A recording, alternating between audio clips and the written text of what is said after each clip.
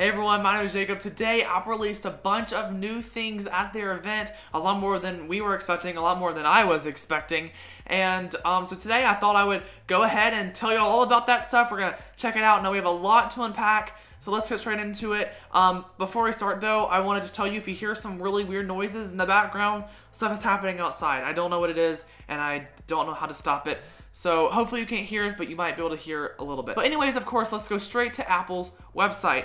Because obviously that's the best place to get information, even though it is probably exaggerated. So basically the entire overview is new ways to experience TV, news, magazines, and games, and a new kind of credit card, which is very interesting. So let's just go through the list here. So Apple TV Plus was definitely the biggest thing that they announced. So they say original stories from the most and creative minds in TV and film.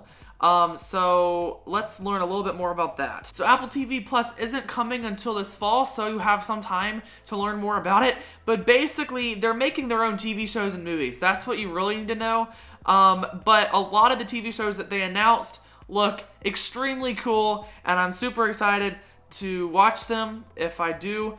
There's so many people. There's Oprah, J.J. Abrams, Steven Spielberg, Octavia Spencer, Jennifer Aniston.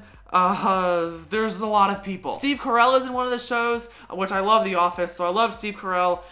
He is going to be in a show with Reese Witherspoon, Jennifer Aniston, and Steve Carell, although it doesn't look like it's going to be much of a comedy, more of a drama. But yeah, there was a lot of people up on stage at the Apple event. It was so cool to see them all. I can't talk about all of that because that was like the major part of the event. But just so you know, there's also a new Apple TV app. In a way, they're redesigning it and bringing all of the services together in one place, which is awesome. Well, all the services except for Netflix, which really stinks because Netflix is one of my favorite streaming platforms, and it stinks that that's not going to work. So next up is Apple News Plus. It seems like they're liking to add plus to the end of their names now.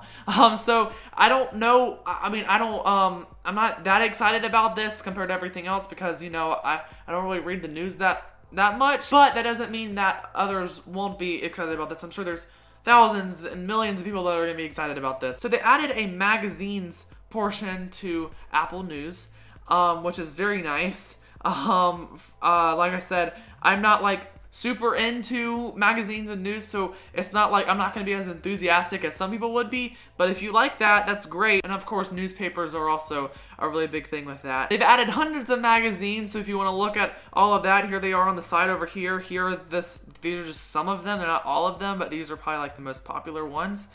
That's cool. And they've also added some leading newspapers, which are over here. Now, what's really cool is that this all works with family sharing. So this is all $10 a month with all the magazines and newspapers and all the other news stuff. It's all $10 a month, but with family sharing, it's $10 for everyone in your family, up to 6 people. So that's really cool. And then, of course, they have the normal news that is free, that can work. It's on the Mac, which is a new addition in the latest big update. And so yeah, I don't remember there being much more news about this normal Apple News. It was mainly Apple News Plus. All right, next up is Apple Arcade, which is very interesting. It kind of stinks because I'm not extremely into gaming, but what they were showing made me question that because it looks really cool. So it's coming this fall, just like Apple TV Plus.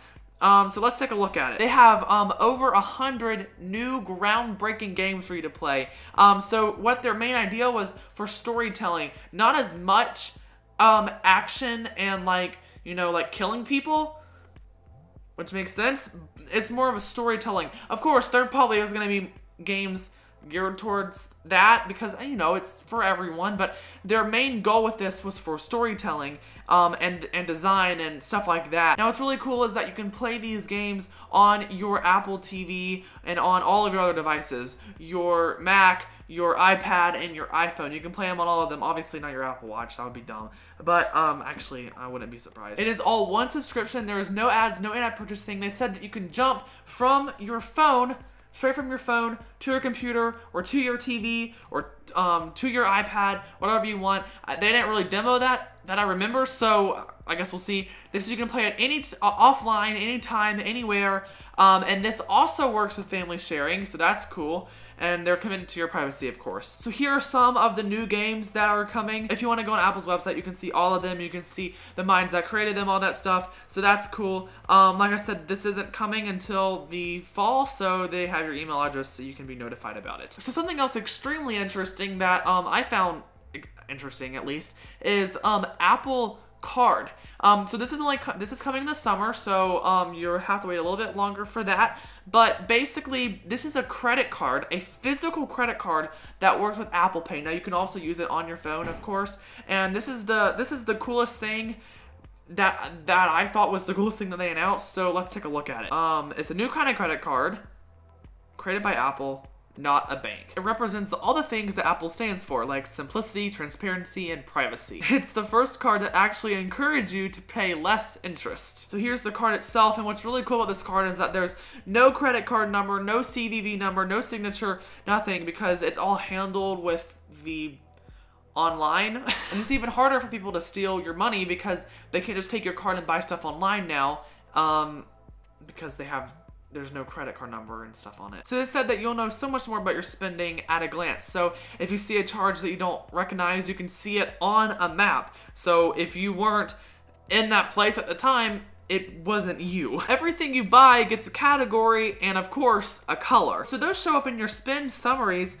which basically shows you what you're spending your money on the most. One of the coolest things is the rewards program. It's called Daily Cash. There's no points, no gimmicks. When you buy something with Apple Card, you get a percentage of your purchase back in daily cash. They talked about how it's not a month from now, it's not many months from now, it's that day. There's no limit to how much daily cash you can get, and it goes straight onto your Apple Pay cash card. It's actual money that you can spend anywhere. Now, one thing that they talked about very prominently is that there are no fees, not even the hidden ones. They have no annual, cash advance, over the limit, or late fees. No fees. Their goal with Apple Card is to provide interest rates that are among the lowest in the industry. And the app actually helps you with that because it shows you how to pay the lowest amount of interest possible.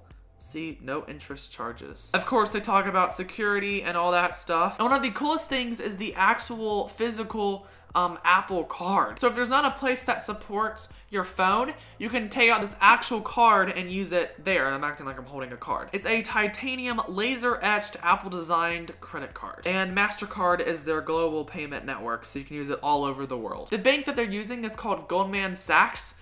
I probably just pronounced that completely wrong, I'm sorry, but that's the bank that they're using. But yeah, that's it. They also released some new updates to all of your devices, including iOS 12.2, which is interesting. It has some new Animoji and stuff like that, so that's cool. But yeah, that's basically it for this video. We can chat down in the comments below about what you think about all these new updates. This video was kind of long, I think, so if you made it to this point, good job. Alright everyone, if you like this video, be sure to give me a thumbs up and subscribe for more videos like this. My AirPods are actually supposed to come tomorrow, so we'll see how that works out. So yeah, that's pretty cool. They did not release AirPower, which really stinks, but I guess we'll see whenever that's gonna come out. Alright everyone, I will see you all later. Goodbye.